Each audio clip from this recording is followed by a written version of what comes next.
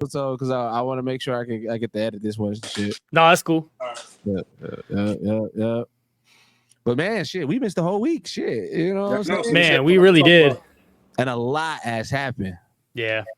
A lot has fucking man. Happened. We had shit. What the fuck? I feel like we miss a week like every 4 weeks now. Yeah, damn near. And so I say we gonna address the elephant in the room. Your boy is out here with the hater blockers on. Your boy caught a I think that old ass media. We blocking right. No. You're blocking out the haters. Blocking out the haters. Blocking out the haters. I gotta get the spoons and shit like dog on Vine. Remember that shit? Hey, but man, welcome back to Off the Clock Sports Podcast, the place where the game begins and ends. I am your host, Young Deuces. With me, I got my man Burgie Streetz. Slush God. Yep, and as always, I got my man Jake Xclusive, being real exclusive today. Man, you have no idea the trials and tribulations I had to go through today, dog. This shit was killing me. Bro, you don't value your eyes until something start fucking with you. Shit start going wrong. It's crazy. I've worn glasses my whole life. This is the first time I've ever dealt with something like this, bro. It's crazy. Like, I ain't never had pink eye. I've never had an eye infection or nothing, bro, ever in my life. The most I've ever had was like dry eyes to where like my eyes have dried out from wearing my contacts for too long or something. But other than that, nothing.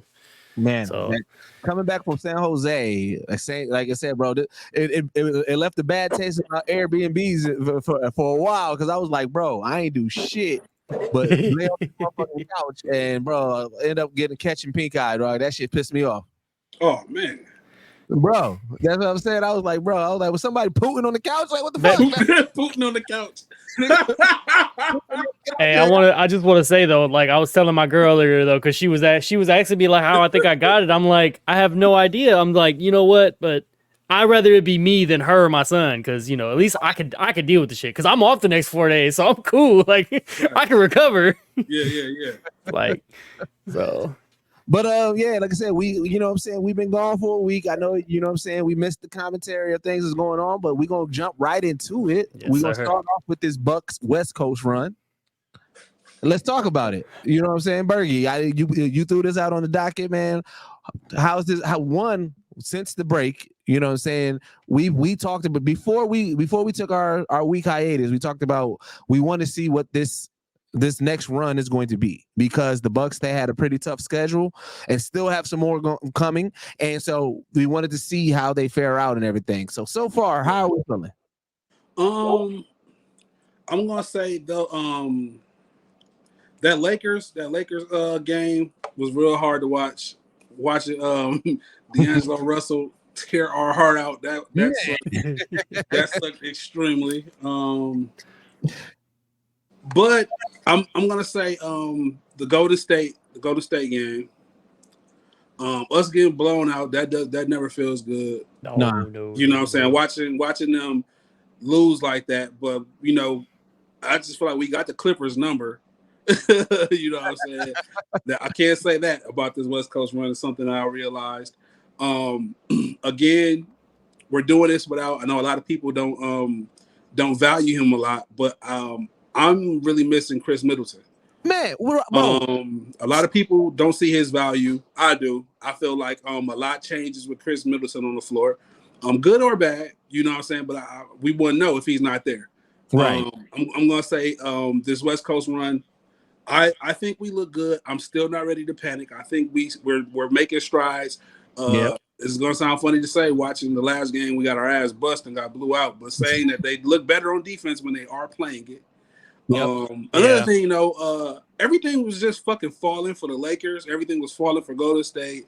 Everything was fucking falling for Sacramento. When that happens, bro, when it seems like the hoop is that big for teams, bro, it's nothing you can do.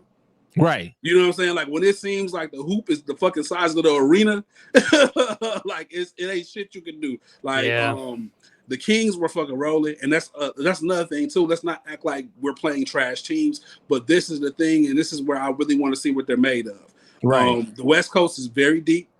They're full of really good teams, there's teams that's not going to make the playoffs because the West Coast is that fucking good. You know what I'm saying? So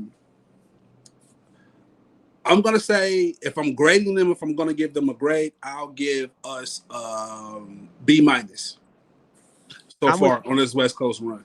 I got it as a solid B because like you said, even getting blown out and losing to teams that we like, I feel like, damn, you know what I'm saying? Like we should have caught, you know what I'm saying? Like I said, the Warriors one was a tough one, you know what I'm saying? Because you're looking at how that Warriors to make up that team is made up right now, and a lot of their key players ain't been cooking, so it's just like, damn, when y'all have a good game, it's definitely gonna be a good game against us. Like, you know what I'm saying? Like, oh shit. You know what I'm saying? And then that Lakers team, same. He's like, all right, you know what I'm saying? LeBron may be cooking, but like that Lakers team ain't really doing their thing. And then it's like, damn, y'all niggas pulled out one on us. But like I said, we got the Clippers, you know what I'm saying? We got their number. The Kings team, again, they not no scrubs. So you know what I'm saying? So it's just like, you know what I'm saying? That team right now has been one of the teams that we've been talking about constantly on this podcast, And so, and right now we going toe to toe with the Sixers right now. So, we'll see how that goes. So I'm still feeling good because even like I said, some of those games, you're seeing our defense gel a little bit better. And that to me is always like, I'm never concerned about our offense, even when we get blown out, and even if our offense ain't clicking. To me, I'm like, that's a fluke. Like, you know what I'm saying? Like, I'm not looking at that like, yo, damn, the Bucks trash. I'm always focusing on, am I seeing improvements on the defense? Am I seeing things that are going to be shining on our defense? Am I seeing things that in the clutch I could be like, ooh, okay, we got that. So I'm looking at that, and I'm seeing we're improving slowly, but our defense has been improving since the All-Star break. That's true. Yeah, I mean, I would I'm saying I'm probably smack dab a B on it as well, as far as the way that they went. It's just like the Lakers loss is tough because it's the Lakers and we should be beating them. Granted, when LeBron and AD and those guys are cooking, it's tough, and D'Lo especially. I mean, I've always liked D'Lo, so it's like it's one of those deals for him. But like that Kings loss and that Warriors loss, not even getting to 95, nonetheless 100, and getting blown out the way like that, it's like that shit is tough to swallow. It's like, damn. Yeah. Like, granted, everybody has those types of games, but it's like we don't have those types of games in 2 out of the 4 games we play. You know what I'm saying? Yeah. It's like, and then granted we're playing the Sixers now, but it's like, that loss to the Kings was tough. That shit was definitely tough to swallow. But getting those dubs over the Clippers, I mean, those are good wins to get too. Yeah. So I mean, Hey, we get to get our get back against the Lakers. So you know what I'm saying? That's coming up. So after today's game, so right now we got the 76ers. Next we got the Phoenix Suns. Yep. You know what I'm saying? After that, we got the Boston Celtics. So those 2 games, I really want to see those games just because of the history with KD and us, you know what I'm saying, with the whole toe shit, like, nah, you know what I'm saying? And then, of course, Boston, you know what I'm saying? Like, let's see here. You know what I hate about sports media, bro? And this is everything. Gonna be I feel like there are so many players that the sports media wants to be that guy, right? Yeah. Give that person that, like, oh man, this person is doing, if this person starts doing this, if this person gets to this, if this person is to this. They used to do it with Embiid, right? They used to be like, if Embiid was healthy, if Embiid was doing this, if Embiid, I'm like, nigga, Giannis been doing it. He's doing it. You know what I'm saying? Yeah. And now it's Jason Tatum. And they're like, yo, Tatum's, you know what I'm saying? Tatum got to do this, and Tatum got to do this. And I'm like, really, bro? Like, you know what I'm saying? There's so many other players that are doing what Tatum is doing, but y'all keep on trying to make him this MVP. And I get it. And this is going to be blasphemous for me to say. And when I say it, I already know, Streetz, you probably going to say something. But the way I view Tatum is how I view Dak. This nigga going to give you a good season, but he is not going to finish it off. And that's why I was like, I don't like this run that Boston's going on. I am not concerned because Boston been good for the past 3 years. Yeah. But these niggas can't finish. And that's how I look at it. I'm not going to disagree with you on that. I feel like Boston is in that area where we were a couple years ago, where it's like you have all the weapons, you have all the players, you have all the tools, Now, what is your star leader and player gonna do? Right. I feel like the minute Boston really sits down Tatum and Brown and has Brown say out of his own mouth, "This is Jason Tatum's team," shit might change. I feel like they're wrestling over like power over there. It seems like, and they're a really good team. I'm not gonna say he has to show and prove. Like I know everybody is high on Tatum, and they're not wrong. He's a very fucking good player. Right. But it's go time. He has a window. He has to get it done, like you said, like getting there, getting close, and sniffing it. That ain't nothing. You know what I'm saying? Because imagine if we don't win a ring. Imagine how they'll talk about Giannis if we got to the finals and he didn't win one. He's won one, and look how disrespected he is. Yeah, you know what I'm saying? So imagine if he only sniffed it his whole 5-year, 10-year run of Giannis dominance. Where would he be? So I feel like they give Tatum a lot of bail. He does. He gets a lot of bail. But this is the couple years. This year and next year is the years where it's put up or shut up. If he don't get no jewelry in these 2 years, I don't really want to hear too much about him or Embiid. Yeah. Because y'all so great, but y'all got other teams and other players winning jewelry on y'all watch. Like what's up? Yeah.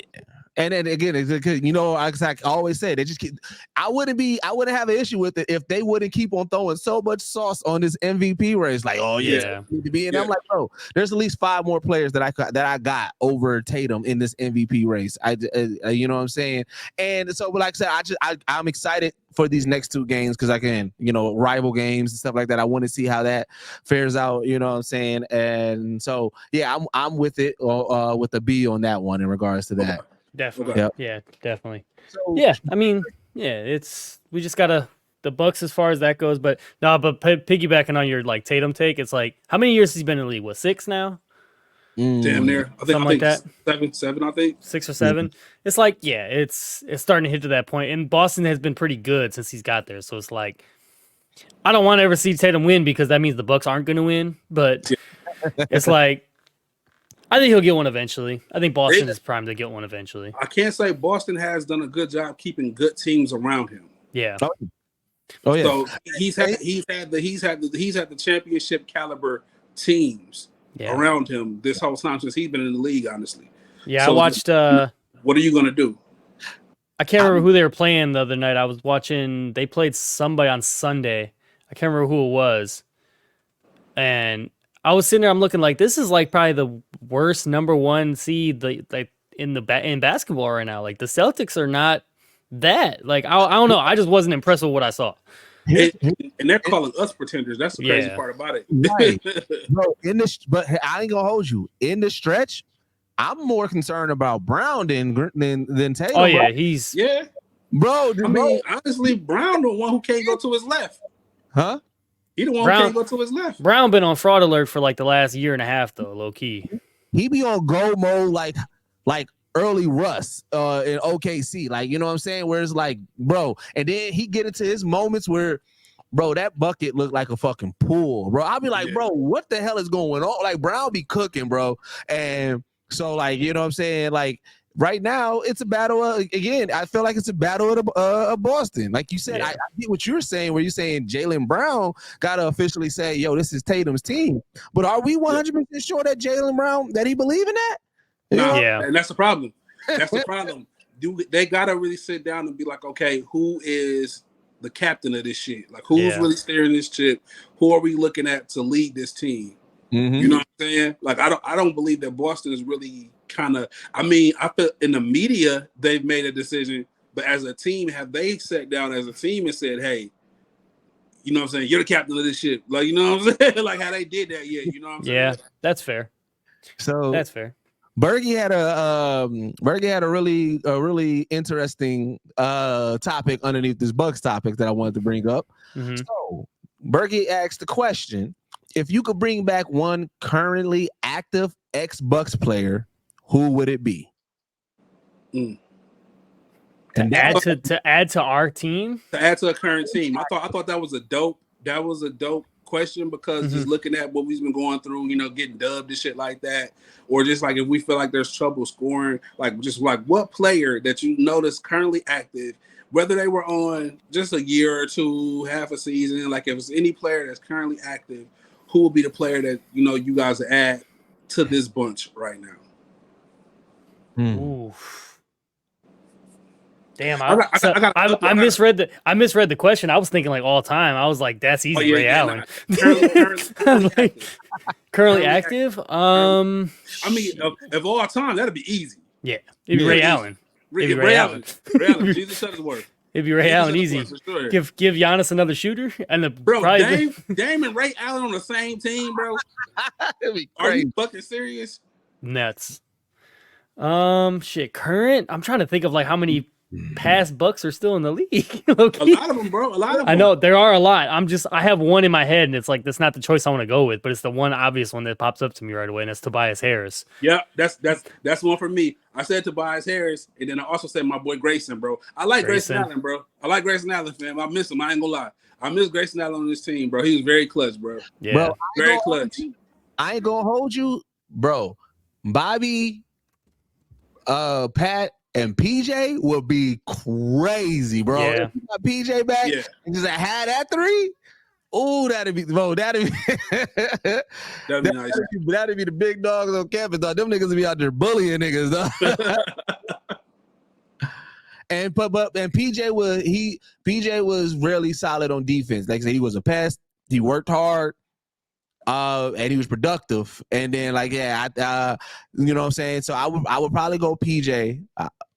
I probably would go PJ. Okay. Yeah. But all time. If we do all time, like I said, I know y'all said Ray Allen. You know, that's the easy one. Y'all think Big Dog will fit on this team? Big Dog is a little too slow. Okay. I think it's I don't know. League. It's a high-paced league now. I think Big Dog, he'd get buckets, but with how we play, Giannis coming down, giving it to Big Dog, it's like slow down everything. Everything goes slower now. What about Cassell? Cassell could definitely run this team. He could run the team. Yeah. He could definitely run this team. You know who would be? You know, I think it was a little probably ahead of his time was Brandon Jennings. I think he'll be nice in the league now because it's more spaced out. Yeah. Ooh, and that was his game was spacing. Like that was kind of his game was the spacing aspect of it. I think he was like maybe 5-10 years ahead of his time rather. Shit, Tim Thomas would be good on this team. Yeah, he was a dog. He was a dog. Tim Thomas would be a really good fit on this team coming off the bench. Yeah. Monty Ellis. Oh yeah, Monte too. Monte. But yeah, he would be. But he damn near like Dame before Dame. Yeah, but Monte, I feel like he shot threes. I feel like he shot threes worse than what people remember. Like I remember him just being a really dope ass slasher and like a mid range space creator. Like I don't remember him being like a shooter. Yeah, I was leaning more for his slash in the mid range because he was solid from three, but he wasn't as consistent. No, like I don't see him as like the knockdown guy. He's like a Dame before Dame, but Dame is way more skilled. Yeah. Yep, I can see that. that. So speaking of, you know what I'm saying, just, you know, other players who are, you know, slashers and there was dogs when they came out, but right now we trying to figure out what's up with Lonzo Ball, man. Oh man. I think I would love to see him come back, bro, and get buckets and hoop. I would love to see him in the league right now. I feel like he's a very good point guard. I think that Bulls run is totally different if he's on the court, but I don't know, bro. Like I think the injury and I think what it does to your mind. Yeah. I think I don't want to say it, but if from watching and just hearing things, I think it might be one, man. I don't want it to be, but it's seeming like even with Ben Simmons, I'm questioning if Ben Simmons is done or not now. Hey, I've been off Ben Simmons, bro. Ben Simmons is the biggest fraud. It just sucks. It sucks, man, because these dudes are so talented, man. Yeah. And I know Lonzo wants to play. Yeah. I know he wants to play. I don't know about Ben Simmons. I don't know what he has going on, but I could see Lonzo on that bench sometimes for Chicago, and you can see it in his eyes, bro. Like he want to be out there, bro. And I feel super bad for him, bro. And he was cooking right when he got over there, right? It was looking good. The best we've seen him. Like, you know what I'm saying? It was like, yo, okay, this Bulls team might be something. You know what I'm saying? Yeah, because he know how to run the team, man. He know how to run offense. Yeah, I've always fucked with Lonzo's game. Obviously the injury that he had sucked. I know he just made his return to like the bench and shit. It was kind of like a social media thing that he showed up to the game and all this and that, like walking around and shit, which was cool. But it's like, yeah, like dog, are you ever going to be healthy enough to play ball again? And if you are, like, is it going to be at an NBA level? Like, Ben Simmons' case, I mean, dog is just teams just keep paying him so much money knowing he ain't gonna play. So it's like it's more or less on the teams than it is him. It's like, granted, he be hurt probably, but not as much as probably he be playing it as he is. But he's like, shit, I'm making $30 million. What am I gonna play for? This shit guaranteed. Like my life. And he did it. And when I play, all y'all do is talk shit. Like, fuck it, I'm just gonna sit here and collect my money. I get paid the same. Bro, not throws me off, because I get it. I mean, I guess you got to do this, but it seems like I'm always seeing people on the timeline when Ben Simmons is having like a good 3-minute run. They're like, "Oh, he back," and I'm like, he back, and then he's out for 25 games.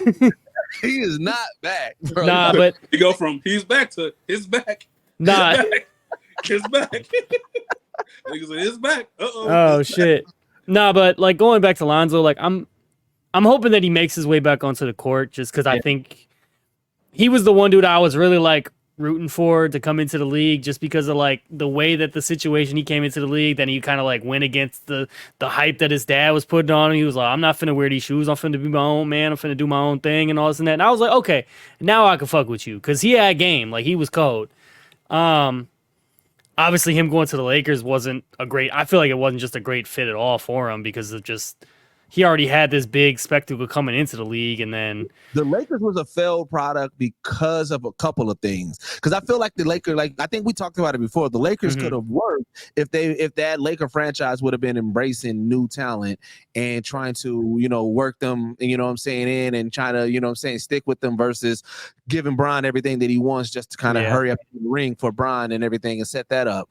So it kind of like because it should have worked. That Laker squad and everything, it should have worked, because there was a whole lot of young talent. They should have been looking very good, and you know what I'm saying? Yeah, that was a failed experiment there. I think the one main issue with that like squad in general is like they had, I know a lot of people like, it's kind of like the rookie NFL quarterback situation thing. It's like learning on the job type thing, but it's like you're telling these dudes from day one, like, okay, you're the starting point guard in the NBA, like go out there and win us some games. And it's like, bro, I gotta learn how to play the NBA game first.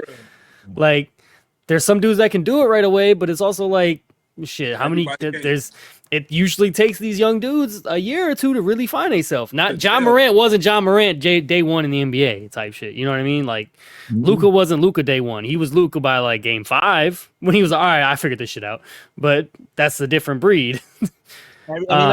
Anomalies, of course, but even the anomalies didn't have a stellar. Like I said, Bron was heralded when he came in the league. And look how long it took him. Kobe, they used to kill Kobe for how much he shot. And then like, you know what I'm saying? Like, even the people that is him, they come in and still is like, nah, Blake Griffin injured himself the whole first year. You know what I'm saying? It's like we had these instances. I remember vividly coming in the league when it was the Vince Carter, Antoine Jameson. I remember vividly, everybody was like, Antoine Jameson about to be that guy. It's him. And then Vince surpassed him. So it's just like, you gotta understand, like, it's not gonna go the way that you think always, and you gotta let rookies cook. You know what I'm saying? So rookies have to figure out what their role is on a team, because you can't expect a rookie to come on the court and drop 25, 5 and 5. You know what I mean? Like, you got to give him a chance to grow a little bit. And I feel like that was how the Lakers situation was. It was like every year they were adding a young dude and expecting that like instant production. Like, I mean, what was it? Every year they were like Lonzo, then Ingram, then Randall, then Russell. Like, it was like all these dudes that are obviously really good pros now. I mean, besides Lonzo, who's hurt, but I mean, he was decent when he was on the team, but I feel like those other 3 guys kind of surpassed him as far as like even NBA players. But it's different positions and things like that too. But it's like every year one of those guys came in and was expected to be like the guy, and it's like, well, you know, And then you got Kobe on top of that, and then Kobe leaves, and then LeBron is showing up, and all these dudes are just separated. And then you see what happened when they left. They were like, "Oh, we know how to play NBA basketball now, and we're giving the keys to the city the right way this time. Let's go play ball." They needed a season to really grow, man. Yeah. You know what they needed? You know what? So Paul George need to be able to. He need to, when people like this get injured, they need to go talk to Paul George, because I remember watching that Paul George injury. And I remember how nasty that was. Mm-hmm. It was scary. I said he was done. I said, man, it's over. Yep. Right. And that could have been something that could have been the same like a Ben Simmons situation, where now you in your head now. And Paul George got right back to it, you know what I'm saying? And became back as productive as he was, right? So I'm hoping, you know, and praying that Lonzo, with everything that he fought to get there, right? Everything that he fought to get in the league, everything that was so against him, you know what I'm saying, with his pops and how things was happening and how the media storm was. I hope that he has that same Paul George style mindset, that he can get right back to it, because again, he deserved to be where he was at. He deserved to be in the league, and he deserves the time for us to see him full-fledged at a team rocking at his best.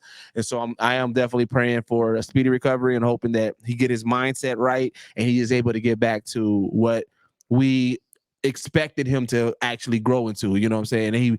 And he you know, surpasses all our expectations that we have for him. Facts. I agree. Yep. So talking about expectations, so we are gearing up. Let's talk about this East. We're going to start off with the Eastern Conference. Mm-hmm. Let's talk about this Eastern Conference run. So I'm just going to go over the standings real quick. You know what I'm saying? As of right now, Boston wide lead right now. They are number one with the 51-14 record. Next up is us and Cleveland tied right now with the 42-24. So that's 2 and 3 spot. Number 4 is the Knicks, you know what I'm saying, out here with the 38-27. The Magic's out here with the 38-28. Philly dropping down again more, is that they are now 6 with the 36-29. Indy is at 37-30. Let's see, Miami, the Heat is at 35-30. Chicago is at 32-34, and Atlanta is rounding it out right there with the 20-36. Okay. All right. So expectations. Is there any whose spot is changing? What are we like? What are we looking at here? Hey man, big up to the Pistons. They're not in last place anymore. That's crazy. That's crazy. The fact the Pistons ain't in last place was crazy. Pistons have won 2 in a row, bro. I gotta eat Arby's because of them niggas. They should definitely be in last place. There's no way them niggas should not be in last place. That is just wow. They only won 12, and then Washington, they only won 11. Like, bro, out of the whole season, bro, like that is crazy. Dog, the year that Melo and LeBron got drafted by the Nuggets and Cavs, they teams only won 13 games. Both teams only won 13 games that season. Yeah, it's scary. The season before, rather. Jesus, it's scary. Very scary. Shit, the one year the Bucks drafted Jabari Parker, I think we only won like 18 games that year. Yeah, we were terrible, bro. Like, shit. So do y'all expect anything to change? Right, as of right now, if we're looking at the rankings, like I said, then could you go eight up? 8 up. Eight up is Miami, Indy, Philly, Orlando, New York, Milwaukee, Cleveland, Boston. How far out is the 8th seed and the 9th seed? 1 game or 2 games. Yep. Who's the 9th right now? The Bulls. Or no, I'm sorry. The Bulls are 3 games out. Yep. Okay. And then and then the 10th seed is what's that? The 29. So they're like 6 games out. Yeah. Okay. So that's most of our playing people.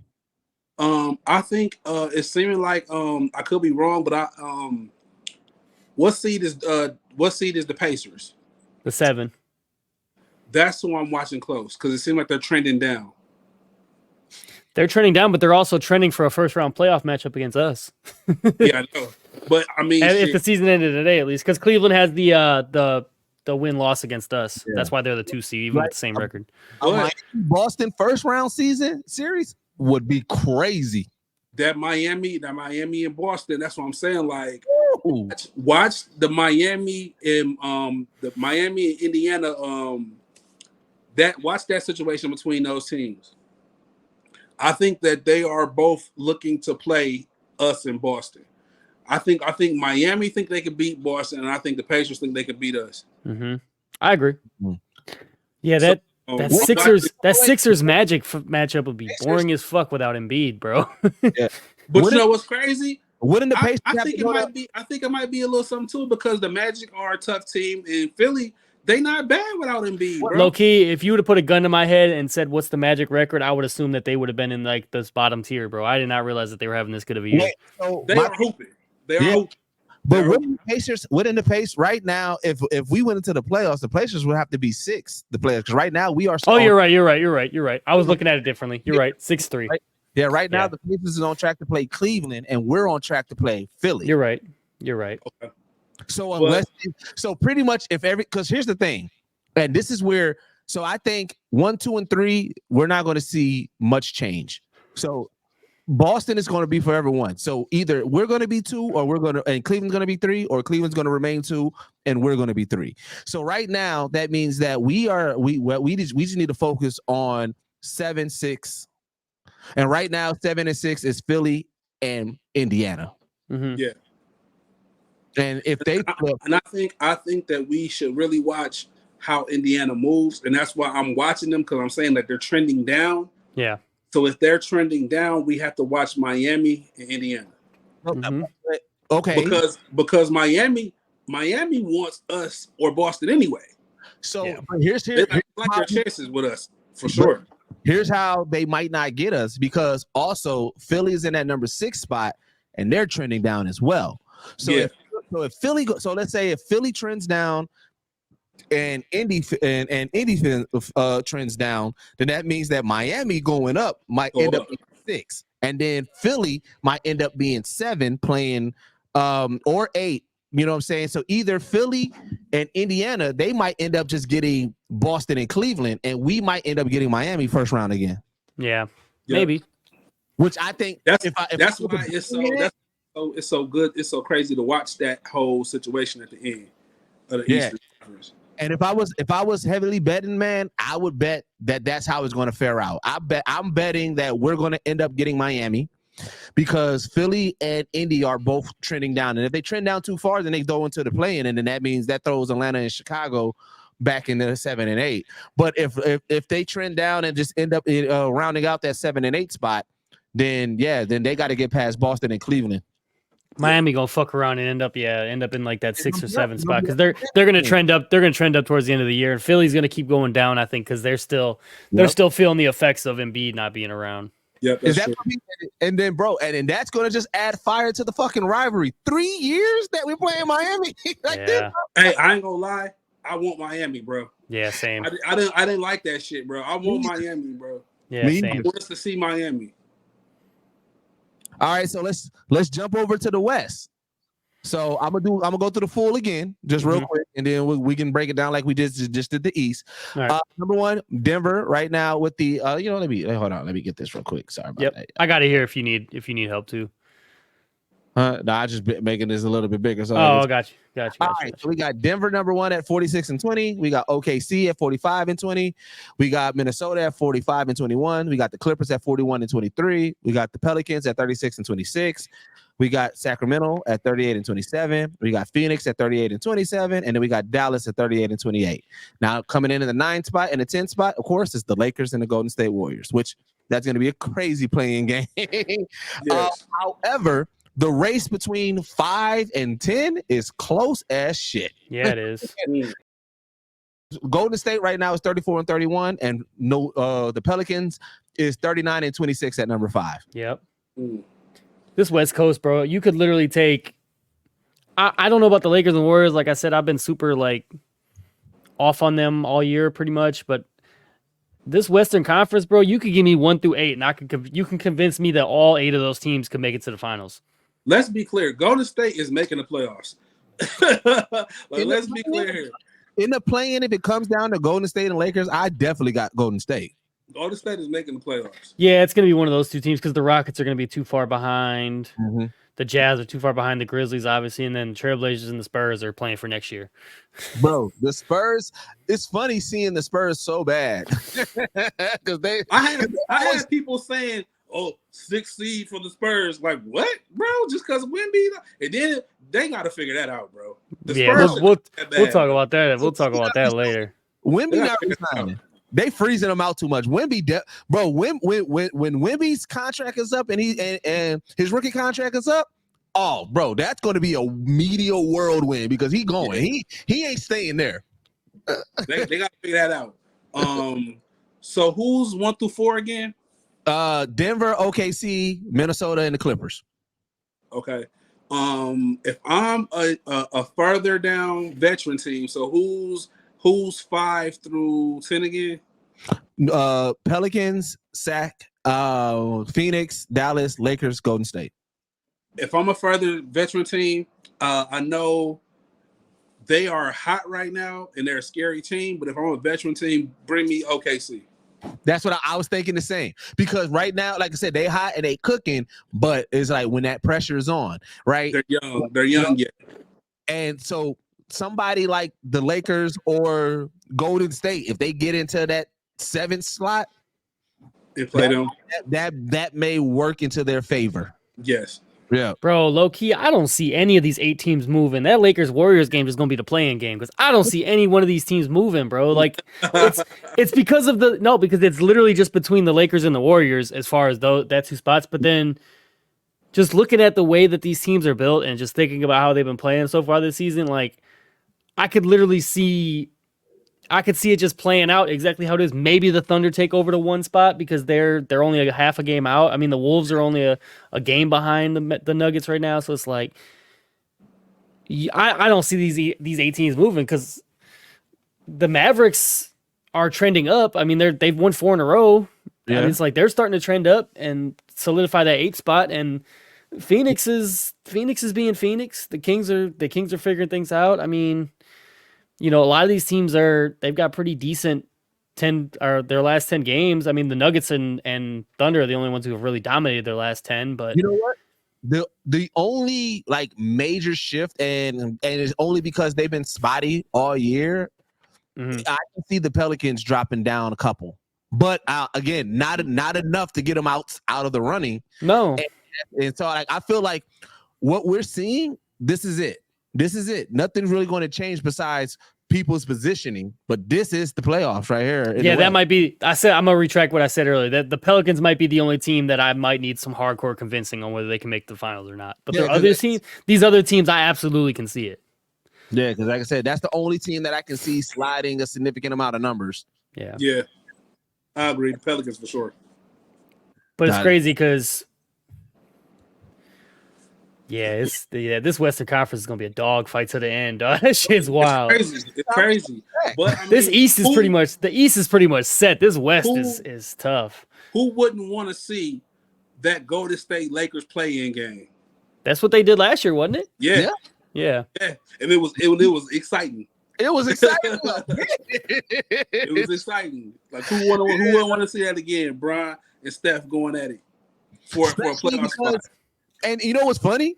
It is only Bron and Steph going at it. Like nobody's watching the Lakers games right now for nobody but to see how far Bron can take it. And nobody's watching that Golden State team besides just seeing, all right, can Steph pull out another miracle? Because remember that last championship, he wasn't supposed to win it compared to that's what everybody said. There's no way. And he did it, right? So now it's like, all right, the team sucks, but Steph is still being Steph. So can he pull out another miracle? Right. So it's like that, that is literally still just crazy.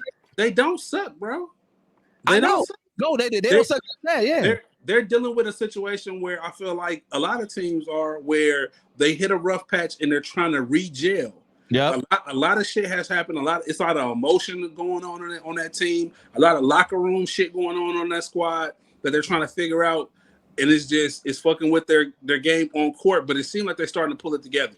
Clay's brought in with the bench shit. Yep. That's the main factor. That is literally the main factor with Golden State and what's happening and how they move forward. If Clay officially buys in like it seems like he has, and he's coming off the bench giving them 25 and giving them 30, bro, it's different now. It's different. Yeah. So, I mean, this playoffs is actually going to be it's going to be a fire ass playoffs. Like I'm definitely watching the majority of these. It's gonna be a dogfight, man. It's gonna be a dogfight. Definitely going to be a dogfight. So all right, so I think that's all we got for the NBA because we finally get to talk about some more NFL because hey, some stuff. If we could, can one of y'all Google all the free agent signings? I'm on it right now. Okay, I got it all. The problem is I'm on Pro Football Focus and it has position by position, not like team. Okay. So it's like I have it by position. While you're looking all that information up, let's start off with the Pat Mahomes restructure. Oh no, I lied. I do have a team by team. All right, bet. But let's start off with the Pat Mahomes restructure. Yep. All right. How we feeling? What's going on? How important is this restructure right now? I'm going to say, go ahead. He's the reincarnation of Tom Brady. I mean, he's going to constantly take restructures.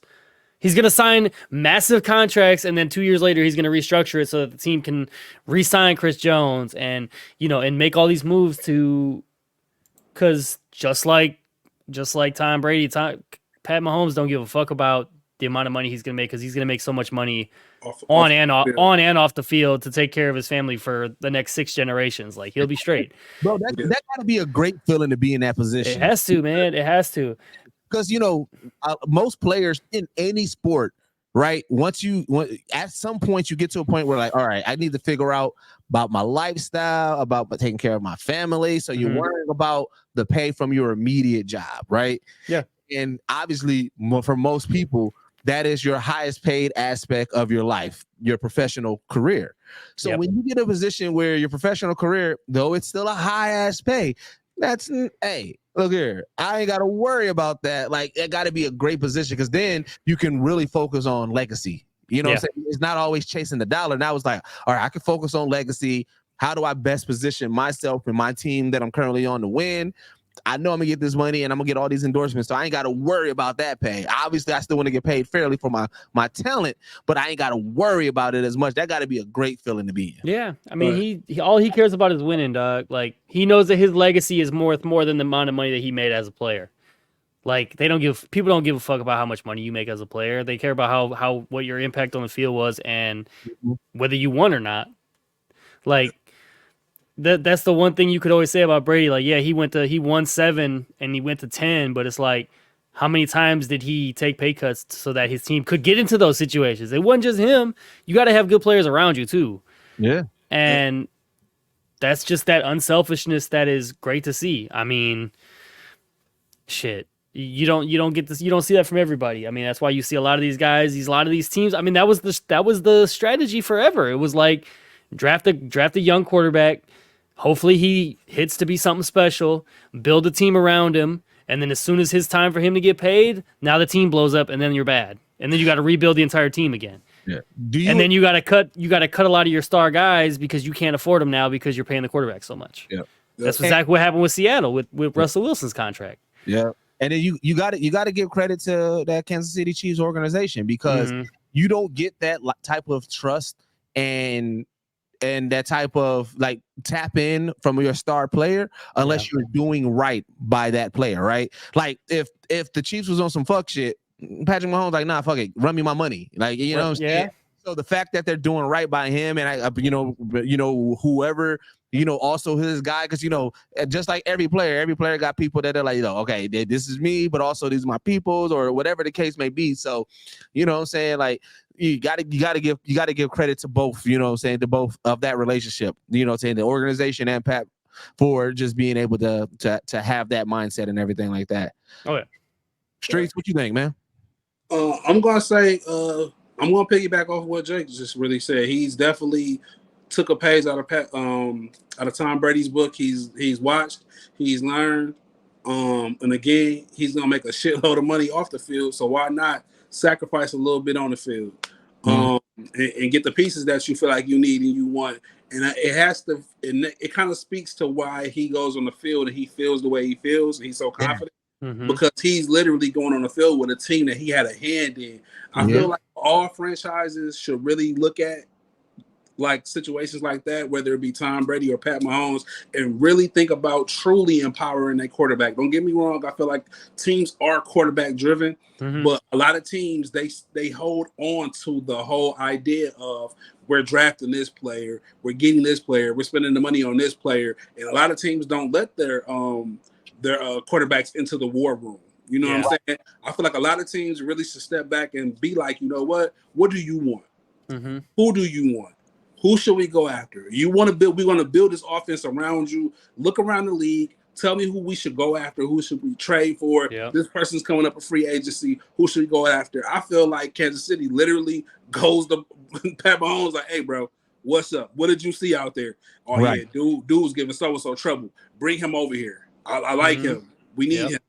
He knows how to do this. He knows how to do that. I watched him do this. Bring him over here. I feel like a lot of quarterbacks watch players and do that, but they're not invited into the war rooms. He's really just showing how to be a leader, bro. Like he teams really feed off of stuff like that. Like the minute when stuff like that every year it's announced that he does this, the team morale, like we're playing 2K plus 55. You know what I'm saying? Like when the richest player on the field, like in the damn in the game, because he could rob the bank any time, any minute he wants to. He could just walk up with a mask and like, y'all know what time it is. You know what I'm saying? Like any minute he wants, but he chooses to take less money. You know, and that's very big of him, bro. So he's spreading the wealth, because let's be honest, bro. A lot of that money is getting spent in Kansas City. That money comes with his face on it. Them hundreds got Pat Mahomes heads. Yeah. You know what I'm saying? Like, let's be clear, bro. That's bro money, bro. He's spreading it out. So these players are gonna come to Kansas City. They're gonna want to play for him. They're gonna want to win for him. They know that he sacrificed that bread, which is, you know what I'm saying? Let's be clear. Hey, they doing it for the money, man. The rings are amazing feat too, but these dudes want to feed their families, and he's taking money out of his own pocket, taking food off of his table. Yep, he's helping put into other people's pockets and other players. So it's very important, because it's a team morale thing. Yeah. The team and the players that's going to play with him and for this team are going to feel better going out to the field of a person. He's showing that he's unselfish. Yeah, you know what I'm saying? That's shit that you love to see, man. Like I can't hate on that, bro. So it's amazing to see. Yeah, definitely. Yeah. Definitely, man. So let's get into the craziness, though, because we got the trades going, we got free agency signing going, man. So Jake, I'm gonna throw it to you, because you got the research up. I do.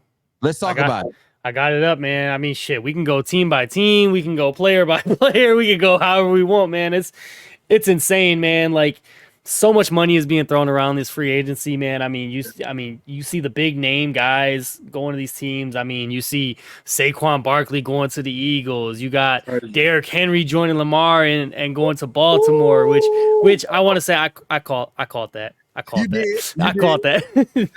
It made too much sense, man. It made too much sense. I mean, then you got a lot of guys. That's a scary sight, bro. Yeah, bro.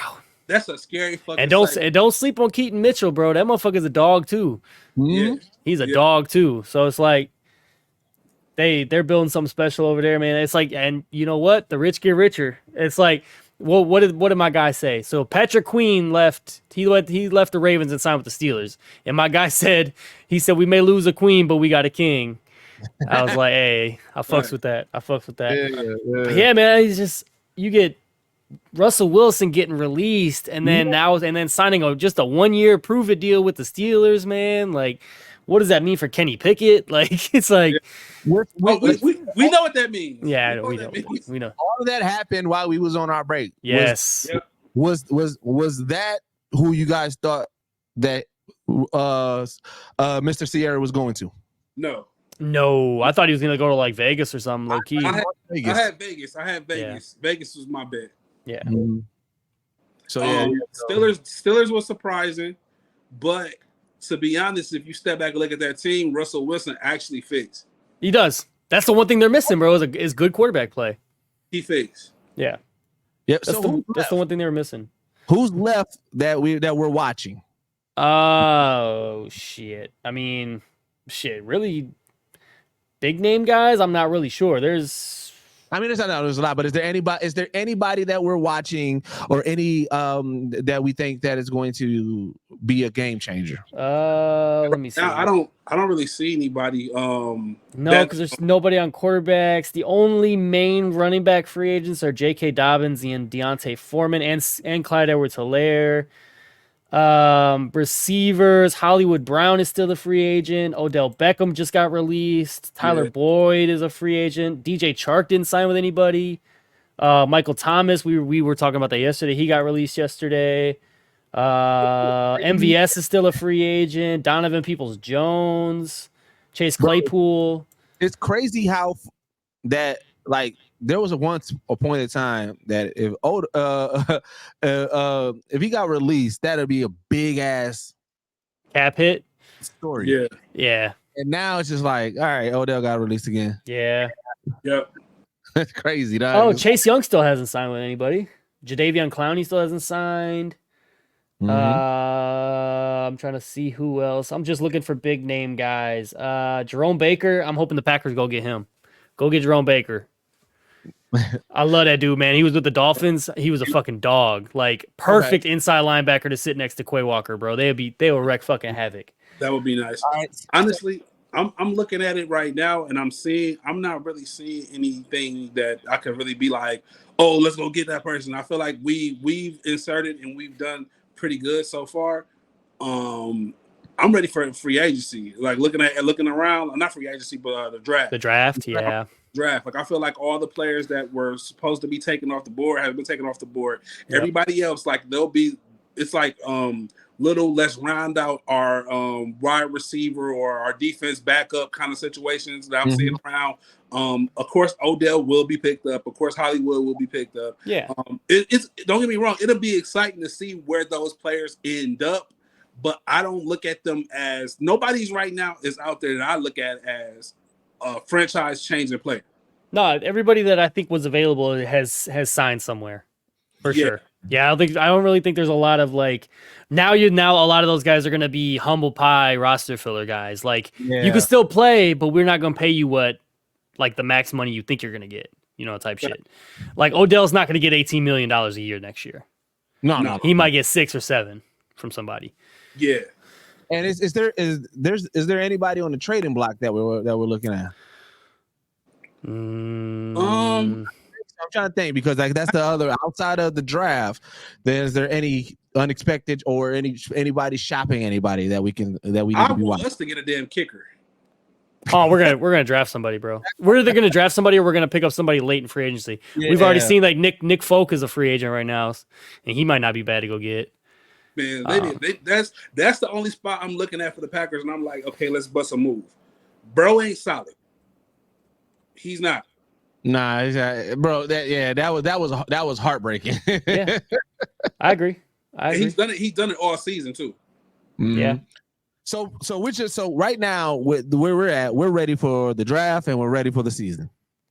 Oh yeah, I'm ready for the season after the Super Bowl. Yeah, I'm. With me, man. Like I'm. Fun plug, but MLB The Show drops tonight, so I'm really looking forward to baseball season kicking in. We get real live baseball games next week, so I'm looking forward to that. But like, there's nothing that beats NFL football, man. There's nothing that beats it. Obviously, it's talked about year round. I mean, shit, there was that we went 3 episodes without talking about the NFL. Yeah.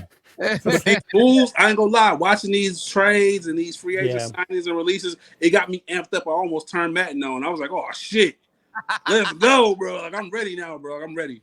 I love football, but I don't love it that much." Bro, Madden is the worst, bro. It's the fucking worst. It depends. Like I said, it depends on what aspect you're playing. If you're just playing like your homies at the crib, that's cool. Yeah. Online be pissing you off. Online Madden will definitely piss you off. No, bro, Madden in general pisses me off. It's also because I'm not very good at playing against other people. Like I just be wanting to play and be chilling, but yeah. I used to have my old school franchises going and shit like that. But nah, man, yeah, I'm happy with a lot of the moves that were made. I mean, it seemed like a lot of the trades and stuff that happened were pretty dope. You got to see like Jerry Jeudy got moved out of Denver to Cleveland, so him and Amari Cooper now. That's a nice little 1-2. Yeah. You see a lot of like Jameis Winston went to Cleveland to back up Deshaun. Like that'll be a good little That'll be a good little safety blanket for Deshaun. It's like, okay, I think Deshaun just needs somebody to kind of like, all right, bro, you're Deshaun fucking Watson. Like, go out there and play fucking ball. Yeah. Yeah, I mean, I think Russell Wilson, I won't say that was the most surprising release because I kind of was expecting it. But obviously it's still like the amount of money and shit like that is like still huge. Right. Huge shit in the cap space area. Yeah. I want to see, since they got rid of him, I want to see what Denver does this year. So, because now y'all made a huge move, y'all did something. I want to see what they do. Bro, they're in cap hell, bro. They're probably gonna trade Sutton too before the draft. They're gonna have to. Which I'm all for. I fuck with Cortland Sutton, dog. He might be one of my favorite receivers in the league. Yeah, they're gonna have to do some more shit because the money is so scarce. They poor as fuck right now. Dog. And then and like Pittsburgh trading Deontay Johnson to Carolina, like that's interesting. Carolina did something else, so I can't remember. They grabbed somebody else. Who else did they grab? Carolina got Deontay Johnson. They also signed who else did they sign? They signed, where the fuck is he? They signed Amir Smith Marset. I don't know who the fuck that is. They did another notable move that I was like, oh, okay. They trying to gear up to do a little something. You know, they signed some guards. They signed a defensive lineman. They signed a linebacker. They traded for Deontay. They re-signed a guy, and then they ain't really nothing too crazy. I was thinking of, but yeah, man. Carolina, I would like to see what they do. You know, they weren't too good last year, but I feel like they have a nice quarterback. So you know, we found our new op, by the way. Who? Found our new op, and it's not who you would think it is. It's motherfucking Mr. Biles. That motherfucker went to the Bears, bro. He an op for life now. Yeah, for life. Yeah. If Simone Biles out here wearing Bears gear, I'm gonna be disappointed. He went to Chicago, yeah. Yeah. You know, Minnesota, Chicago love our sloppy seconds, bro. They do. Detroit be the one team that don't, which is crazy. Detroit be the one team that don't take on no extra like old Packers. Yeah, Chicago, Minnesota just be like at the borderline pooching and shit. Like, hey. Heard you unhappy. Hey, you want some money? They suck ass. Just big horrors. All right, well, man, let's get into our favorite segment of the podcast, the OTC Player of the Week. I'll go first. I had I was just like, you know what I'm saying, watching the old media, you know what I'm saying, and then something came across, and I was like, oh shit, I didn't even realize that. But Clutch Player of the Year award. So Steph Curry been leading that shit for like the longest, and I didn't know that. But DeMar DeRozan has been quietly cooking, even though, like I said, the Bulls been up and down. DeMar DeRozan has been cooking. So I started like, let me check out his highlights and what he's been doing, and so he overtook Steph in the running for Clutch Player of the Year, and bro. DeMar DeRozan, bro, he really has been cooking, bro. Like, and you know, it's just been like it's been a decent performance from him. You know what I'm saying? Like right now, if I'm looking at his stats for the year, he's averaging 23.4 points per game. He's got 4.3 rebounds, 5.3 assists, but he's shooting 47 from the field. And so, you know, in this last week, he really was amping it up.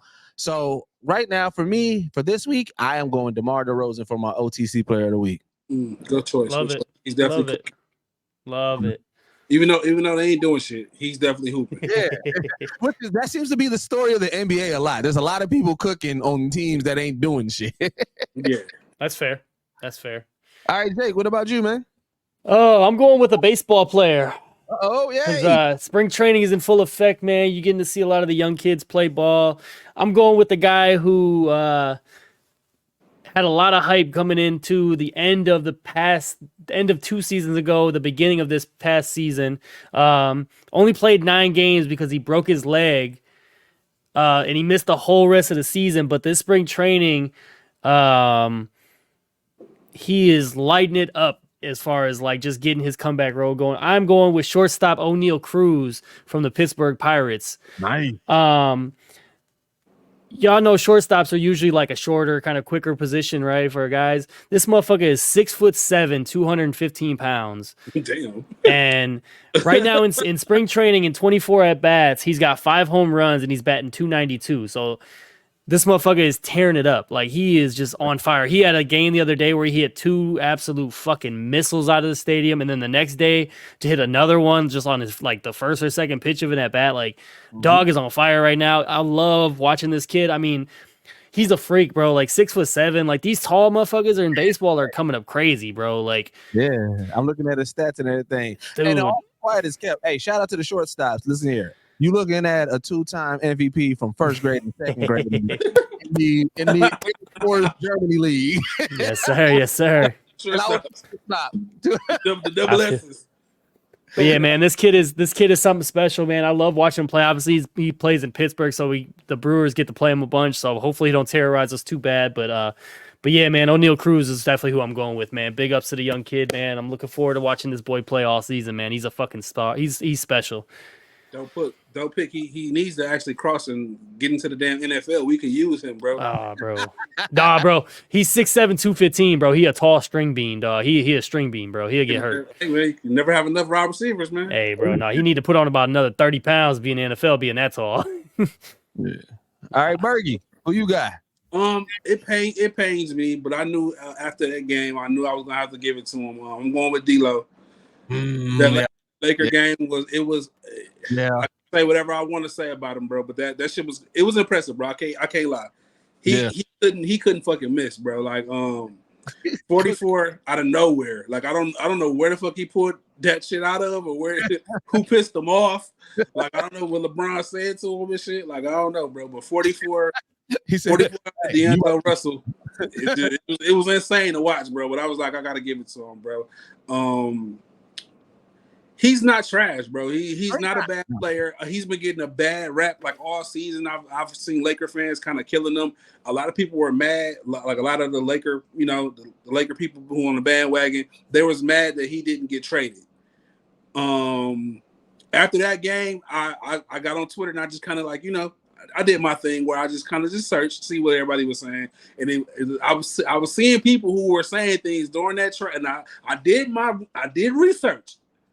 A lot of y'all ain't delete them tweets, y'all. I kept them back. Tweets up. I went and I looked at some of y'all Laker fan pages, man, Laker Muse pages and shit like that. I was like, hey, I see you. A lot of y'all have bad stuff to say about D'Angelo Russell, but when that game when he was cooking us, it was D-Lo, he's back, he's back at it. Yeah, I bet, motherfuckers. Right. So to see him get that 44, then kind of see people kind of eating humble pie, you know what I'm saying, it was good to see. Right. I would like to see him keep that up, just not on us. Don't do this shit to us ever again. You know what I'm saying? Yeah, and so we got 4 more games, and then we play them again. Don't do that shit again. Yeah, no. Leave. Sit out that game, bro. Sit out that game. Wherever he was, wherever person you put on the court, don't bring that. Keep him in the gym bag. Do not bring that nigga back out. Yeah. So, but yeah, it was dope to see, man. To see him kind of like he said he had been talking about saying that he had been feeling he wasn't so confident in himself. And he's coming into a place where he's feeling better shooting the ball. He's saying that Darvin Ham is empowering him and telling him, don't feel bad if it's not falling. You know what I'm saying? You got the shots, take them. Right. You're the point guard of this team. You're the leading point guard. You know what I'm saying? Make it work. Figure it out. And it seems like he's started to do that. You know what I'm saying? So It was good to see, man. He had 44 on our books. I hated it. You know what I'm saying? But the plus side of that is seeing a player who's been in a funk coming out of it. You know what I'm saying? So I'll give it to D-Lo, man. All right. So, I want to hear from y'all. Who are y'all OTC players of the week? I do want to know with this Eastern Conference and Western Conference, do you guys expect any type of changes to happen? What are your also I want to hear about how you guys feel about this free agency, and I want to throw Burgie's question on to y'all, but for y'all's team. Obviously we did ours for the Bucks, but for the team that you are a fan of, if you can bring back one active player on your team, let us know in the comments and why. But as always, man, this is the podcast where the game begins and ends. I have been your host, Young Deuces. This has been my guy Burgie Streetz. This has been my guy, and we are out. Peace. Yo, this was a solid episode.